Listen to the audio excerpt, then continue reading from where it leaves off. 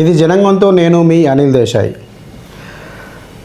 మనము చరిత్రను గత రోజులను ఒకసారి పరిశీలించినట్లయితే ఎన్నో హైజాక్లు, ఎన్నో కిడ్నాప్లను మనం చూసాం. ప్రధానంగా కిడ్నాప్ కానీ, హైజాక్లు కానీ విమానాలను హైజాక్ చేయడము, పడవలను హైజాక్ చేయడము, లేదా ఉన్నత స్థానాల్లోని వ్యక్తులను హైజాక్ చేయడము, తద్వారా వారిని తమ బందీలుగా ఉంచుకొని ఆ యొక్క గ్రూపులు, మిలిటెంట్లు, టెర్రరిస్టులు లేదా తమ డిమాండ్లను, తమ కోరికలను అవతలి వ్యక్తులకు వినిపించి తమ కోరికలను సాధించుకోవడాన్ని మనం చూసాం. అయితే తాజాగా ఏకంగా ఒక రైలునే హైజాక్ చేసిన సంఘటన మనకు పాకిస్తాన్లో గత 2 రోజుల క్రితం జరిగింది. అసలు ఎందుకు ఇంత పెద్ద మొత్తంలో వారు రైలు హైజాక్ను చేసేంతగా, ఒక రైలునే హైజాక్ చేసేంతగా ఎందుకు పాల్పడ్డారు? అసలు కారణాలు ఏంటి? మనం అసలు ఈ బలూచిస్తాన్ల యొక్క గొడవ ఏంది, దాని మూలాల్లోకి వెళ్ళి మరి మనం ఒకసారి అసలు చరిత్ర ఏమిటో తెలుసుకునే ప్రయత్నం చేద్దాం. సాధారణంగా బలూచిస్తాన్ భారతీయులకు ఎక్కువగా వినపడని పేరు. రాబోయే రోజుల్లో కూడా, అంటే ఇది కేవలం 2016 వరకు కూడా అసలు బలూచిస్తాన్ అనే సమస్య ఒకటి ఉంది అనేది దాదాపుగా 90% భారతీయులకు తెలియని పేరు, 95% ప్రజలకు తెలియని పేరు. 2016 ఆగస్టు 15వ తేదీన నరేంద్ర మోడీ, మన ప్రధాన మంత్రి అయినటువంటి నరేంద్ర మోడీ గారు ఎర్రకోట నుండి ప్రసంగిస్తూ తన ప్రసంగంలో బలూచిస్తాన్ ప్రస్తావన తీసుకురావడం జరిగింది. మోడీ గారు ఆ యొక్క సమస్యను లేవనెత్తడంలో కూడా ఒక ఆంతర్యం ఉంది. ఎందుకంటే మన భారతదేశంలోని అంతర్భాగమైన కాశ్మీర్ను తమదిగా భావిస్తూ అవతలోడి పుట్టలో వేలు పెడుతూ ఎప్పుడు ఇబ్బంది పెడుతున్నారు. మీరు మీ దేశంలోని బలూచిస్తాన్ ప్రజల పట్ల అనుసరిస్తున్న తీరు మాకు తెలుసు, మేము కన్నేసి ఉంచాం, అక్కడ ఏం జరుగుతుందో కూడా చూస్తాం, ఇది ప్రపంచానికి తెలియజేసే ప్రయత్నం చేస్తామంటూ నరేంద్ర మోడీ గారు ఆ రోజు తన ప్రసంగంలో మాట్లాడడం జరిగింది. అయితే ఇక మనం ఒకసారి బలూచిస్తాన్ చరిత్ర కనుక తీసుకున్నట్లయితే మోదీ గారు కూడా ఎందుకు ఈ టాపిక్ మాట్లాడారు, దాని యొక్క ప్రాశస్త్యం ఏమిటి, అసలు బలూచిస్తాన్ యొక్క సమస్య ఏమిటి, మనము మూలాల్లోకి వెళ్ళి తెలుసుకుందాం. స్వాతంత్రం వచ్చింది, అప్పటి నుంచి కూడా అక్కడ బలూచిస్తాన్లో తిరుగుబాటు, హింస, మానవ హక్కుల ఉల్లంఘన చుట్టూ ఆ యొక్క రాజకీయాలు తిరుగుతూనే ఉన్నాయి. పాకిస్తాన్లో బలూచిస్తాన్ అనేది చాలా అతిపెద్ద ప్రాంతం. దాదాపు పాకిస్తాన్ జనాభాలో కనుక చూస్తున్నట్లయితే బలూచిస్తాన్ అనేది పెద్ద ప్రాంతం అయినప్పటికీ కూడా జనాభా పరంగా కేవలం 5% మాత్రమే అక్కడ జనాభా ఉంటుంది. ఆ ప్రాంతం యొక్క రాజధాని క్వెట్టా. ఈ బలూచ్ అంటే వారి భాషలో భూమి అని అర్థం. ఈ ప్రదేశంలో సింధు నాగరికతలోని కొన్ని భాగాలు ఉంటాయి. బలూచ్ ప్రజలు ప్రధానంగా మధ్య ఆసియా సంస్కృతుల వారసులుగా చెప్పుకోవడానికి వారు ఎక్కువగా ఇష్టపడతారు. అందుకేనేమో సంస్కృతి పరంగా బలూచిస్తాన్కు పాకిస్తాన్ మధ్య సుస్థిరమైన ఎలాంటి సంబంధాలు లేవు. ప్రధానంగా సైనిక పాలనలోని పాకిస్తాన్ బలూచి సంస్కృతిని స్వయంగా అంగీకరించడానికి, సమ్మతించడానికి కూడా ఎప్పుడు కూడా పాకిస్తాన్ ప్రభుత్వం ప్రయత్నించలేదు. పైగా వారి స్థానిక భాష అయిన పష్తూన్కు బదులుగా ఉర్దూను వారిపై రుద్దడం నేర్పింది. అదేవిధంగా వారి యొక్క మూల సంస్కృతిని నాశనం చేసేందుకు కూడా ప్రయత్నించిన సందర్భాలు బలూచిస్తాన్లో అనేకం ఉన్నాయి. ద బలూచిస్తాన్ కనుడియం అనే పుస్తక రచయిత, భారత జాతీయ భద్రతా సలహా బోర్డు తిలక్ దేవేశర్ బలూచిస్తాన్లో వేర్పాటువాదానికి కారణాలను వివరిస్తూ పాకిస్తాన్లో బలవంతంగా చట్టవిరుద్ధంగా కలిపారన్నది బలూచిస్తాన్ ప్రజల యొక్క వాదనగా పేర్కొన్నారు. చారిత్రాత్మకంగా చూస్తే బలూచిస్తాన్ బ్రిటిష్ వారి ఆధిపత్యంలో స్వతంత్రంగా ఉండేది. 1947లో ఆగస్టు 11వ స్వతంత్ర దేశంగా అవతరించింది. పాకిస్తాన్ కూడా మొదటలో దీనికి సమ్మతి తెలిపింది, కానీ తర్వాత మాట మార్చింది. బలూచిస్తాన్లో 2 పార్లమెంటు సభలు ఉండడం జరిగింది. అవి రెండు కూడా పాకిస్తాన్లో విలీనానికి ఆ రోజుల్లో ఒప్పుకోలేదు. 1948 మార్చి 27న పాకిస్తాన్ సైన్యం బలూచిస్తాన్ పాలకుడైన అహ్మద్ మీర్ ఖాన్ను అపహరించి కరాచీకి తీసుకువెళ్ళి ఆయనపై ఒత్తిడి తెచ్చి విలీన ఒప్పందంపై సంతకం బలవంతంగా చేయించుకుంది. తద్వారా బలూచిస్తాన్ తన స్వీయ నిర్ణయాధికారాన్ని కోల్పోయింది. అందుకే 1948 మార్చి 27న బలూచ్ ప్రజలు బ్లాక్ డేగా జరుపుకుంటారు. తర్వాత కాలంలో బలూచిస్తాన్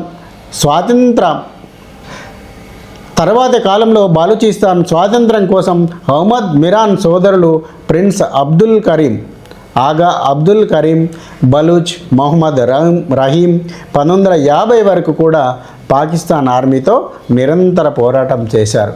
తర్వాత నవాబ్ నవరోజ్ ఖాన్ అనే గెరిల్లా పోరాట యోధుడు కూడా పాకిస్తాన్ ఆర్మీపై పోరాటం సాగించాడు.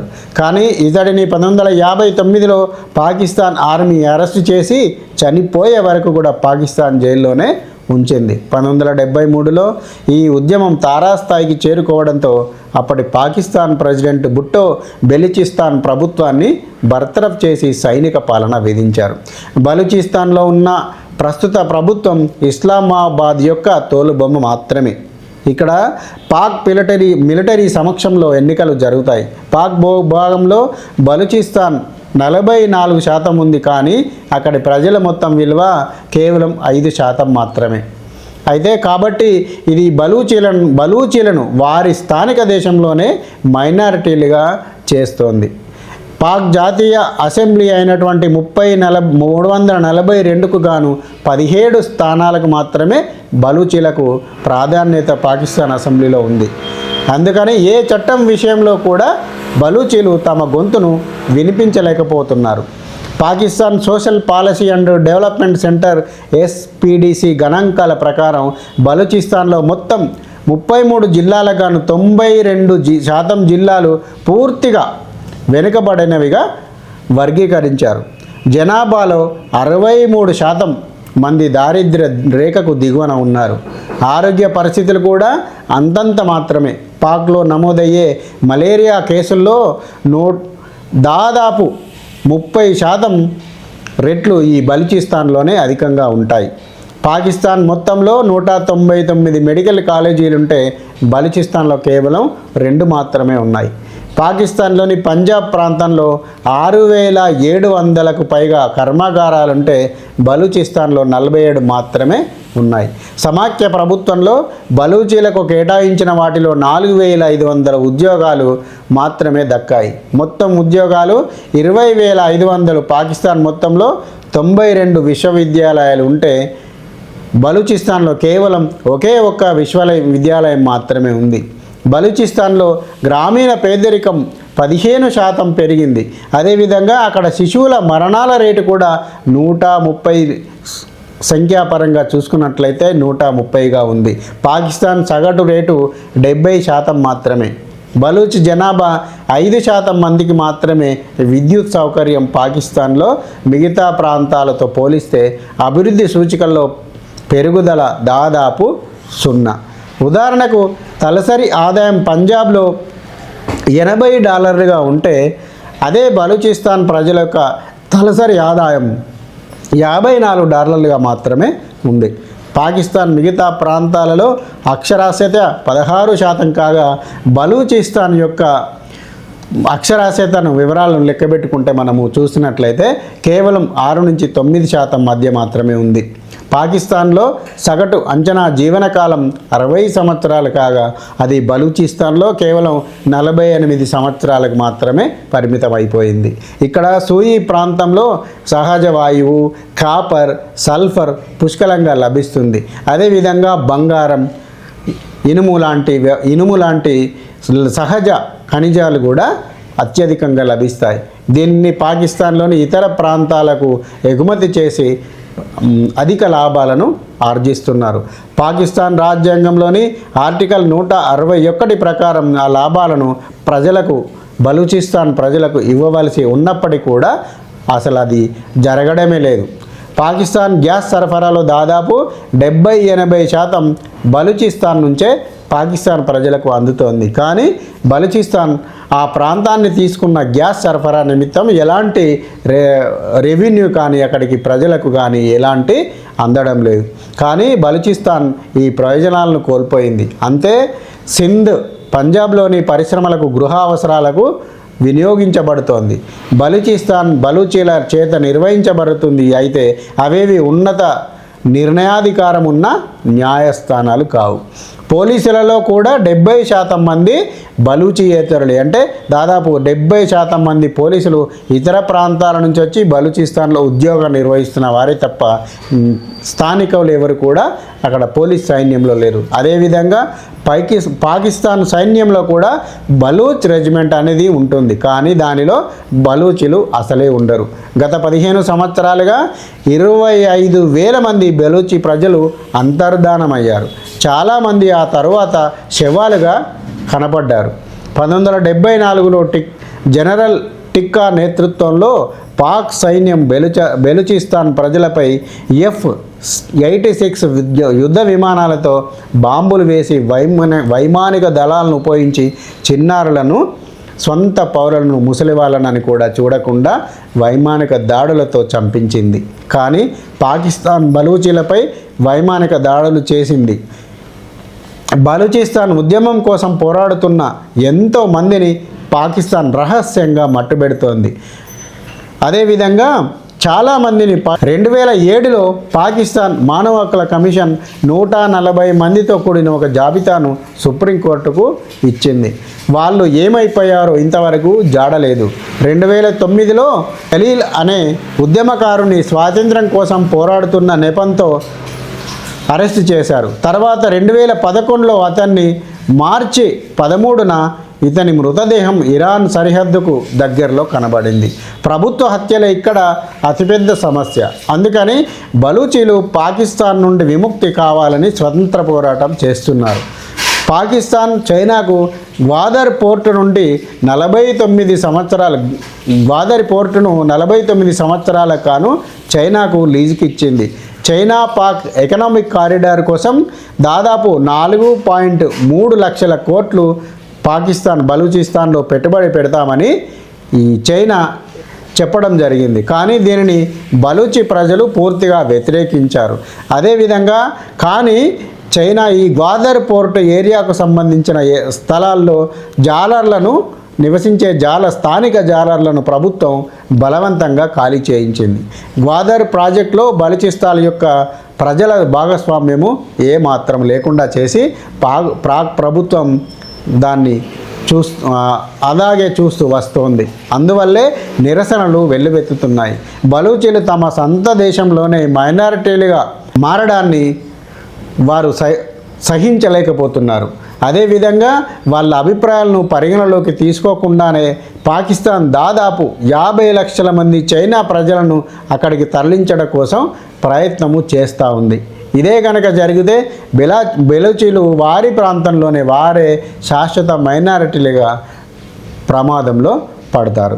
భారత ప్రధాని మోదీ ఎర్రకోట ప్రసంగంలో బలూచిస్తాన్ గురించి చేసిన ప్రసంగం 2016 అక్కడ ప్రజలలో ఒక ఆశలు చిగురించేట్లుగా చేయడం జరిగింది. అక్కడి తిరుగుబాటు నాయకుడు బుక్తి స్పందిస్తూ మోదీ తమ గురించి ప్రస్తావించడం ద్వారా తమ పోరాటానికి ఎంతో సాయం చేశారని, పాకిస్తాన్లో ఉండాలని ఎవ్వరము కోరుకోవడం లేదని వారు అన్నారు.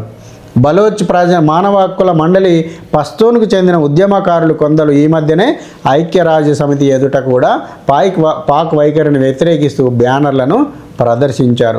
నబీబక్ష్ బలూచ్ మాట్లాడుతూ తమ ప్రాంతంలో పాక్ అనుసరిస్తున్న వైఖరిని ఎండకట్టడం జరిగింది. తరచుగా పాకిస్తాన్ జమ్మూ కాశ్మీర్ ప్రజల యొక్క హక్కుల గురించి మాట్లాడే ముందుగా తమ సొంత దేశంలోని బలూచి ప్రజలపై జరిపే ఆకృత్యాల సంగతి ఏమిటో చెప్పాలని బలూచ్ ఉద్యమకారుడు రజాక్ బలూచ్ ఇక్కడ మాట్లాడుతూ ఉన్నారు. ఇక్కడ మనం ఒక విషయం గుర్తుంచుకోవాలి.